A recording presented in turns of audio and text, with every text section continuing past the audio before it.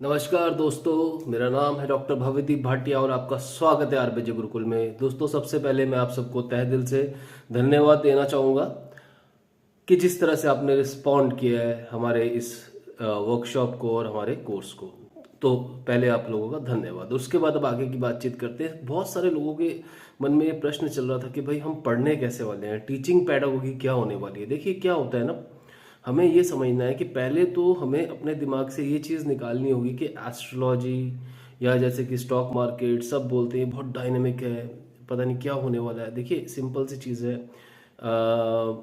जब तक हम अपनी चीज़ों को आसान नहीं रखेंगे, यानी कि हर कंसेप्ट को ध्यान से नहीं समझेंगे, वैसे भी हमारे लिए चीज़ें जीवन में टफ ही रहेंगी। तो सबसे इंपॉर्टेंट चीज़ जो होती है, हमें ये समझना है कि दो तरह के पैटर्न्स होते हैं ज्योतिष के अंदर, ठीक है ना। एक वो पैटर्न है कि जब आपका जन्म हुआ था, ठीक है, वो आपके जन्म का पैटर्न है। और एक वो पैटर्न्स है जो कि आज की डेट में कोई ग्रह कहाँ पर घूम रहे हैं, कौन से नक्षत्र, कौन सी राशि, उनका ट्रैक क्या है, वो सारी चीज़ें समझनी होती हैं।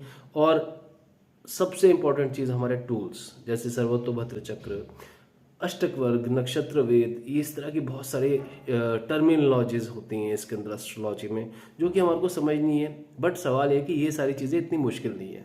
और सबसे बड़ी बात है कि आप सब भी इस चीज़ का हिस्सा बन सकते हैं, ठीक है ना। 5 मार्च को जो बैच शुरू हो रहा है, आप लोग उसमें आइए और आसानी से एक एक चीज़ को, एक एक कंसेप्ट को जब आप तसल्ली से नोट करेंगे और सबसे बड़ी बात, किसी गुरु के मार्गदर्शन के अंदर जब नोट करेंगे, चीज़ों को समझेंगे, तो आपको सारी क्लैरिटी मिलेगी। और ये जो क्लैरिटी है जीवन भर आपके साथ रहने वाली है।